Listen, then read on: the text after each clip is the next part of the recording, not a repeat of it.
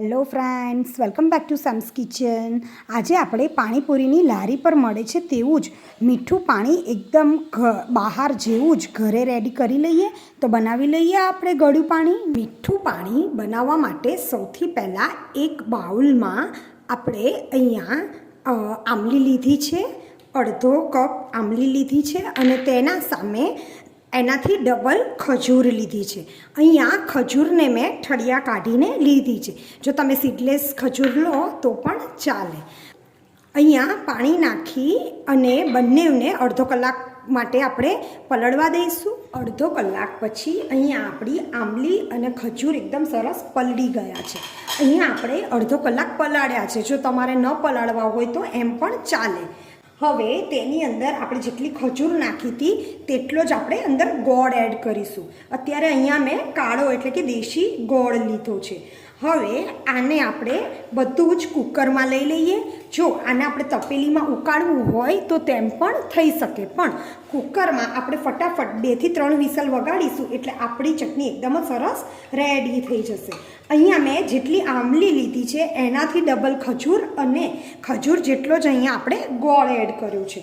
લારી પર જેવું મીઠું પાણી મળે છે તેમાં ખાલી ને ખાલી ગોળ જ એડ કરેલો હોય છે, પણ અહીંયા આગળ આપણે થોડું હેલ્ધી વર્ઝન એટલે કે હેલ્ધી ચટણી બનાવવા માટે ખજૂરનો એડ કર્યો છે. જો તમારે બહાર જેવી જ ચટણી બનાવવી હોય તો ખાલી આપણે ગોળ જ અંદર એડ કરવાનો છે અને ગોળની ક્વોન્ટિટી જે છે એ ડબલ આપણે કરી દેવાની છે. પાણી આપણું સેમ બહાર જેવું જ બનશે. હવે આપણે એમાં આપણે સંચળ પાવડર લીધું છે, 1/2 ટેબલ સ્પૂન ધાણા જીરું લીધું છે, 1 મોટી ચમચી કાશ્મીરી લાલ મરચું લીધું છે. આનાથી કલર ખૂબ જ સરસ આવશે. અને સાથે 1/2 ટેબલ સ્પૂન મીઠું એડ કર્યું છે.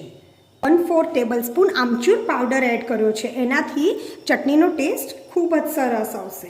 હવે આને બધું જ હલાવી લઈએ અને ફરી આપણે અડધો કપ જેટલું અંદર પાણી એડ કરી દઈએ.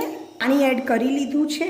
હવે બધું જ આપણે એકદમ સરસ હલાવી લઈએ અને આને આપણે ઢાંકણ ઢાંકી અને 3 વિસલ વગાડી લઈએ. વિસલ થયા પછી કુકર એકદમ જ ઠંડુ થઈ ગયું છે.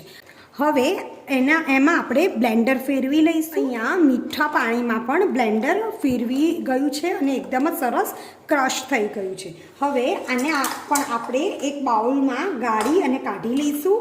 અત્યારે એમ તો અહીંયા નીચે જે રેસા હોય છે ખજૂરના અને આંબલીના એ જ રહેશે, બાકી તો આપણું બધું જ પાણી નીચે આપણને પલ્પ રેડી થઈ જશે. અત્યારે આપણા મીઠા પાણીમાં જાડો એવો પલ્પ રેડી થયો છે. મીઠા પાણી માટેનો પલ્પ આપણો એકદમ જ રેડી થઈ ગયો છે. જો આપણે સેવ બટેકા પૂરી કે સેવ પૂરી કે કોઈ પણ આપણે ચાટ, સમોસા ચાટ, કોઈ પણ ચાટ માટે જો આપણે ચટણી જોઈતી હોય તો એના માટે આ કન્સિસ્ટન્સી બરાબર છે. પણ આજે આપણે અહીંયા પાણીપુરીનું પાણી બનાવવાનું છે એટલે હજી એમાં 1 થી 1.5 કપ જેટલું આપણે અંદર પાણી એડ કરી દઈશું. અને હવે અહીંયા આગળ આપણે કદાચ ઓછું લાગે તો મીઠું એડ કરવું પડશે, બાકી આપણા બધા જ મસાલા ઓલરેડી પહેલાં થઈ ગયા છે. તો આપણું પાણીપુરીનું પાણી પણ બિલકુલ જ રેડી થઈ ગયું છે. દેખાઈ રહ્યું છે ને એકદમ જ કુલચા સ્ટાઇલ, એટલે કે એકદમ જ લારી પર મળે છે તેવું જ પાણી ગોળ, આંબલી અને ખજૂરનું રેડી થઈ ગયું છે. તો હવે તમે પણ લારી જેવું જ મીઠું પાણી આવી જ રીતે ઘરે બનાવી અને પાણીપુરીને એન્જોય કરો. અને આવા જ નવા વિડીયો જોવા માટે મને સબસ્ક્રાઈબ કરો. ત્યાં સુધી બાય બાય.